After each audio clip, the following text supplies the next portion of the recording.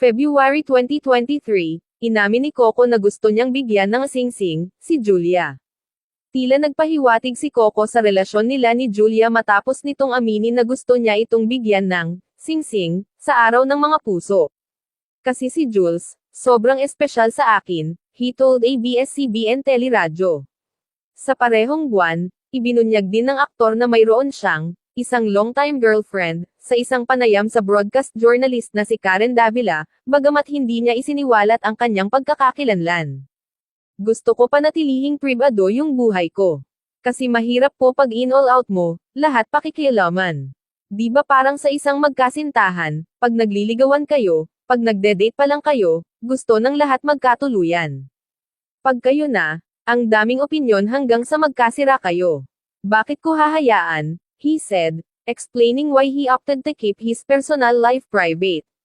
Ito nga lang sa ginagalawan ko sa showbiz ang gulo-gulo na eh. Papapasukin ko pa sila sa personal na buhay ko. He continued.